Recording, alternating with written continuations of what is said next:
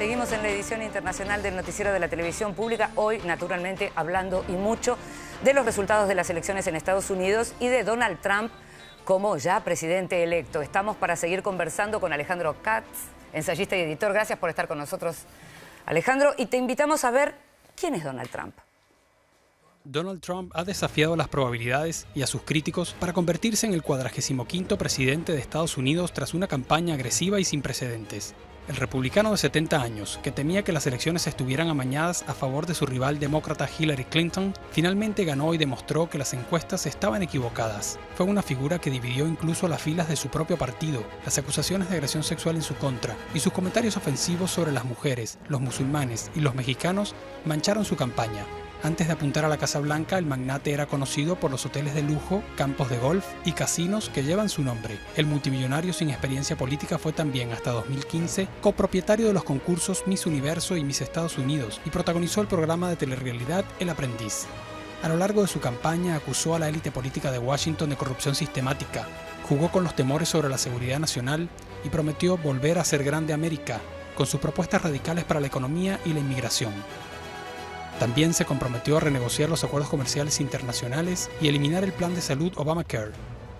Además prometió construir un muro a lo largo de la frontera con México y suspender la inmigración de regiones propensas al terrorismo, después de hablar de rechazar a todos los musulmanes.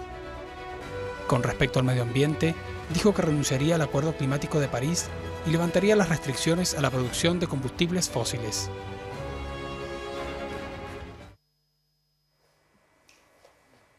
Veíamos que prometió, que dijo que iba a hacer Donald Trump, que hizo durante la campaña, y ahora que ya es presidente electo y que en enero va a pasar a ser el presidente de Estados Unidos, lo que haga Donald Trump también tiene efectos, te diría irreversibles sobre el resto del mundo. Sobre todo pensaba, Alejandro, a ver cómo lo analizamos en términos culturales. Mencionaba José antes la cuestión de la incorrección política. Uno podría decir que llegó el final para la era de la corrección política con Donald Trump. Bueno, yo creo que ponerlo en términos de corrección o incorrección política es limitarlo a las decisiones retóricas que se han ido tomando para construir cambios culturales que hagan más amigable el espacio público. Yo creo que el problema aquí trasciende la corrección política. Yo creo que hay dos dimensiones. Hay infinidad de dimensiones. Para mi argumento voy a separar dos dimensiones. Una es qué puede pasar con Trump presidente de los Estados Unidos, y eso es especulativo. Sí. Pero hay otra que es qué pasó para que Trump haya sido electo presidente de los Estados Unidos, y creo que ahí tenemos algunas cosas para decir y algunas cosas para interrogar. Tenemos para decir que el triunfo de Trump es lo que no debería haber ocurrido en el sentido de desechar en un proceso electoral con este resultado todo el esfuerzo de construcción de sociedades democráticas iniciado en la segunda posguerra. Quiero decir, todos aquellos conceptos que nos resultaban familiares y que habíamos incorporado a nuestra dimensión de lo político, de qué es convivir con otros y cómo resolver los desacuerdos con otros, por ejemplo, no matando a los negros o segregándolos o privándolos de escolaridad, o negando el voto a las mujeres, o impidiendo los vínculos entre parejas de un mismo sexo y sometiéndolos a tratamientos de reeducación. Olvidamos que todo esto es muy reciente y es producto de luchas muy intensas y es algo que se había ganado. Como reglas básicas de civismo, digamos. Más que reglas básicas de civismo, es como grandes conquistas políticas, son grandes conquistas políticas producto de luchas políticas. Luchas políticas de los derechos civiles, que tienen que ver con la derrota del nazismo y del fascismo en la Segunda Guerra Mundial, que tiene que ver con el movimiento de los derechos civiles en sus diferentes oleadas, que tiene que ver con los movimientos feministas en sus diversas... quiero decir, todo lo que tenemos es resultado de luchas, y luchas que crearon derechos y que crearon consensos en torno de esos derechos.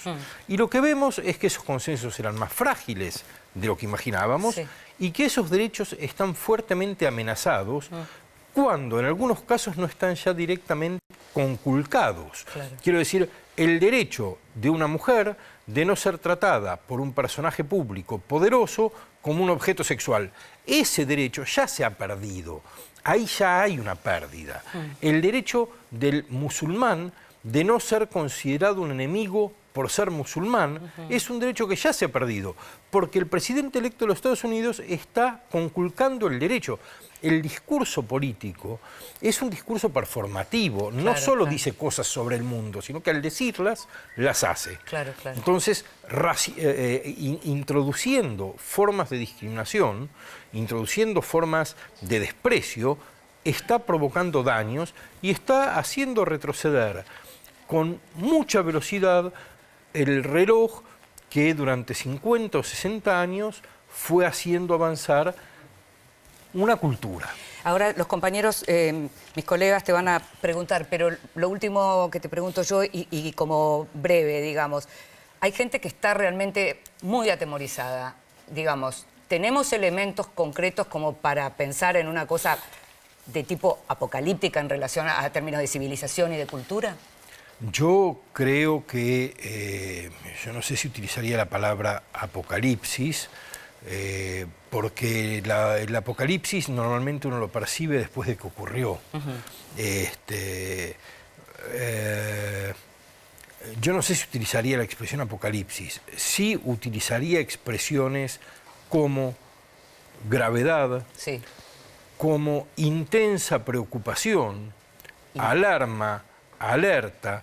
Quiero decir, creo que el orden de las democracias liberales que se construyó con esfuerzo en la salida de la segunda posguerra y que permitió un matrimonio forzado entre el capitalismo y la democracia, entre la democracia y los derechos del liberalismo, de un liberalismo que pudo recuperar la tradición republicana, convirtiéndola en la base normativa de la convivencia dentro de las naciones y entre naciones, ese orden está fuertemente amenazado si es que no está terminado.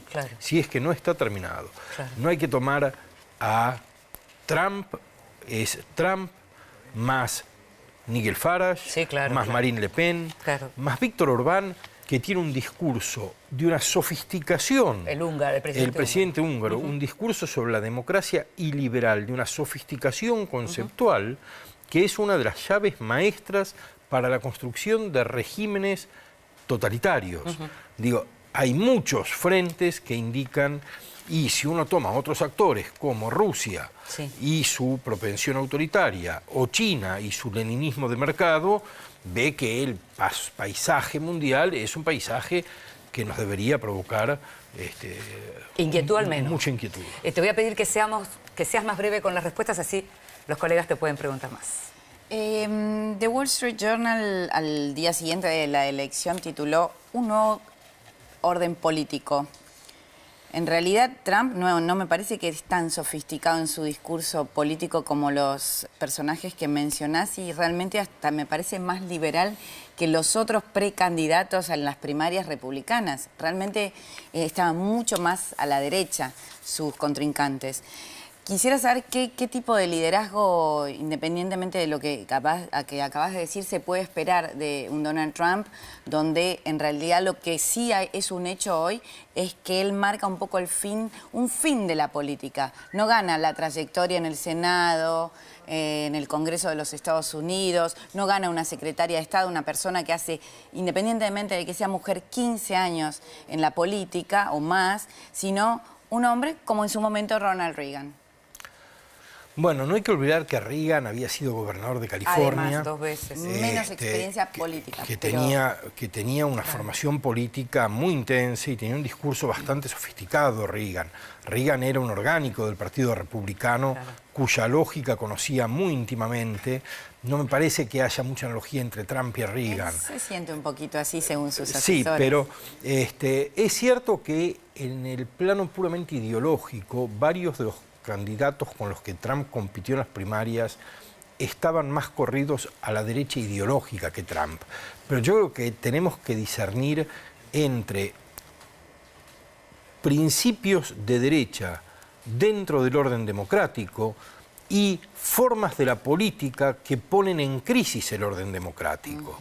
Yo creo que estoy mucho más dispuesto a discutir en el espacio público con una derecha racional y democrática que propone valores e ideas distintas de las mías, que con quien trata de sacudir la cancha de la democracia, creando situaciones que se pueden volver inmanejables. Populismo. Sí, lo que nosotros llamamos populismo, pero quiero decir este soberanismo de las masas, un discurso que es un discurso de odio y de desdén, ¿no? Quiero decir, esto ya ocurrió, otros de los candidatos podían querer llevar adelante políticas contra el aborto, pero Trump desprecia públicamente a una serie de colectivos que son frágiles y que han sido frágiles y que comenzaban a encontrar un lugar de dignidad en el mundo contemporáneo. Esta semana se cumplió un nuevo aniversario de la caída del muro de Berlín y se supone que ya con más de 20 años, 26 años creo, o 27, estamos ya en la generación del muro. Y esa generación del muro da un contexto en el cual, por ejemplo, mencionabas a Hungría, pero también está Grecia, también Polonia, está el Reino Unido, Austria, que tienen movimientos nacionalistas muy duros. Estados Unidos no es la excepción en este caso, eligiendo a Donald Trump. ¿Cómo ves a esta generación del muro? Yo creo que hay lo que señalas me parece que aporta un dato fundamental que en mi opinión es el siguiente. La caída del muro significa el fin del pudor del capitalismo. La existencia de un régimen alternativo hacía que el capitalismo tuviera que competir no solo en el terreno de la eficiencia económica, sino también de los valores. Tenía que mostrar que era más eficiente y que podía producir más riqueza, pero también más bienestar, más justicia, porque competía culturalmente con el bloque soviético, con la idea socialista. Cuando el muro cae, el pudor termina, el capitalismo ya no tiene necesidad de competir en el terreno de los valores y empieza a pasar los valores por debajo de la trituradora de la rentabilidad. Esto es lo que de algún modo explica las poblaciones heridas que encuentran respuestas en líderes para los cuales la democracia es indiferente. Entre otras cosas, porque ya nadie tiene demasiada coerción para ser democrático. No tiene demasiada importancia la democracia. El divorcio del capitalismo y la democracia se viene produciendo desde principios de los años 70, pero está llegando a su culminación.